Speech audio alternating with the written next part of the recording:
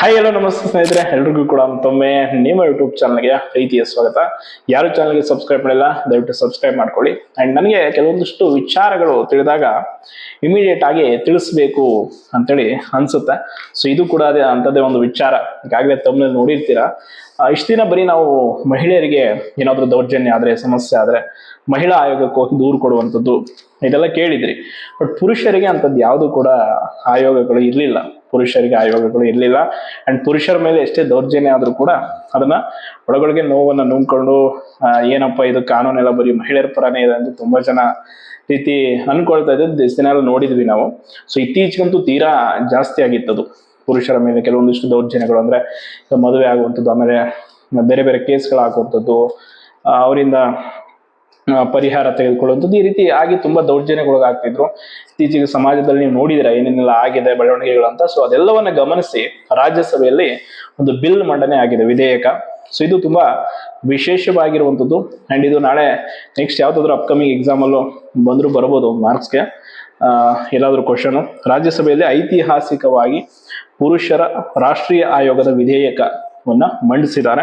So ಇದನ್ನ ಮಂಡಿಸಿದಂಥವ್ರು ಸಂಸದರಾದಂಥ doctor Ashok Kumar Mittal ಅವರು. ಇದನ್ನ ನೆನ್ಪಿಟ್ಕೊಳ್ಳಿ, ಅಶೋಕ್ ಕುಮಾರ್ ಮಿತ್ತಲ್ ಅವರು ಇದನ್ನ ಈ ರಾಷ್ಟ್ರೀಯ ಪುರುಷರ ಆಯೋಗದ ವಿಧೇಯಕವನ್ನ ಮಂಡಿಸಿದ್ದಾರೆ. ಸೊ ಯಾಕೆ ಇದನ್ನ ಈ ವಿಧೇಯಕವನ್ನ ಮಂಡಿಸಿದ್ದಾರೆ, ಏನ್ ಕಾರಣ ಅಂತಂದ್ರೆ ಹಕ್ಕುಗಳ ರಕ್ಷಣೆ. ನೋಡಿ, ಪುರುಷರಿಗೆ ಮಹಿಳೆಯರಿಗೆ ನಮ್ಮ ದೇಶದಲ್ಲಿ ಒಂದಿಷ್ಟು ಹಕ್ಕುಗಳು ಇದೆ, ಎಲ್ರಿಗೂ ಕೂಡ ಇದೆ ಒಟ್ಟಾರೆಯಾಗಿ. ಬಟ್ ಕಾನೂನಿನಲ್ಲಿ ಒಂದಿಷ್ಟು ಅಂಶಗಳು ಹೆಚ್ಚಿಗೆ ಮಹಿಳೆಯರ ಪರನೇ ಇದೆ. ಯಾಕೆ ಅಂತಂದ್ರೆ ಮಹಿಳೆಯರ ಮೇಲಿನ ದೌರ್ಜನ್ಯಗಳು ಈ ಹಿಂದಿನಿಂದಲೂ ಕೂಡ ನಡ್ಕೊಂಡು ಬಂದಿರುವಂಥದ್ದು ಎಲ್ಲವೂ. ಹಂಗಾಗಿ ಕಾನೂನು ಸ್ವಲ್ಪ ಮಹಿಳೆಯರಿಗೆ ಹೆಚ್ಚು ಒತ್ತನ್ನ ಕೊಟ್ಟಿದೆ. ಹಂಗಾಗಿ ಪುರುಷರ ಹಕ್ಕುಗಳ ರಕ್ಷಣೆ ಎಲ್ಲೋ ಒಂದ್ ಕಡೆ ಕಳೆದು ಹೋಗ್ತಾ ಇದೆ ಏನೋ ಅನ್ನೋ ಕಾರಣಕ್ಕೆ ಪುರುಷರ ಹಕ್ಕುಗಳ ರಕ್ಷಣೆ ಮಾಡಬೇಕು ಅನ್ನೋ ಒಂದು ವಿಚಾರಕ್ಕೆ ಈ ವಿಧೇಯಕದಲ್ಲಿ ಹೆಚ್ಚು ಮಹತ್ವವನ್ನು ಕೊಡಲಾಗಿದೆ. ಅಂಡ್ ದೂರುಗಳ ಪರಿಹಾರ ಇದು ತುಂಬಾ ಇಂಪಾರ್ಟೆಂಟ್. ಇತ್ತೀಚೆಗೆ ನೀವು ಫಾಲ್ಸ್ ಕೇಸ್ಗಳನ್ನ ನೋಡಿರ್ತೀರ.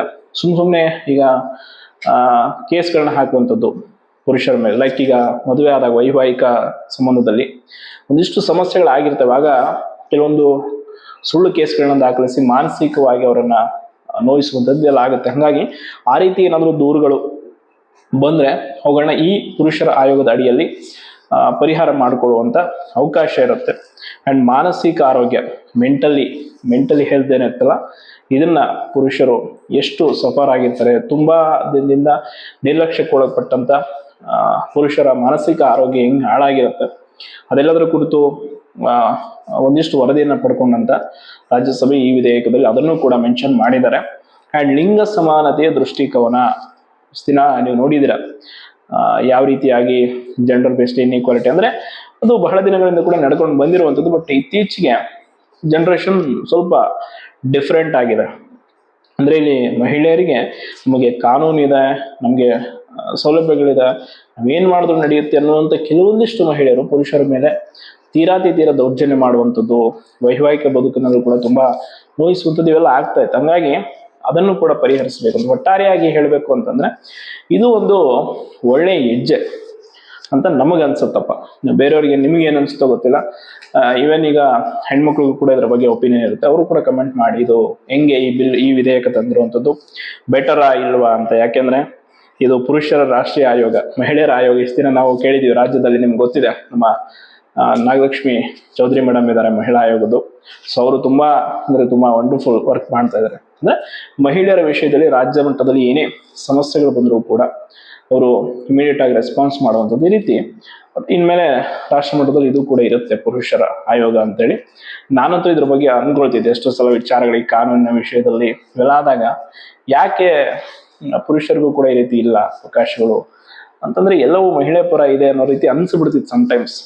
ಬಟ್ ಹಂಗಂತ ಇದೆ ಅಂತಲ್ಲ, ಅವ್ರಿಗೂ ಪಾಪ ಆ ದೌರ್ಜನ್ಯಗಳು ಎಲ್ಲ ಇದೆ. ಹಂಗಾಗಿ ಅವರಿಗೆ ಹೆಚ್ಚು ಕಾನೂನಲ್ಲಿ ಅವಕಾಶ ಕೊಡಲಾಗಿದೆ.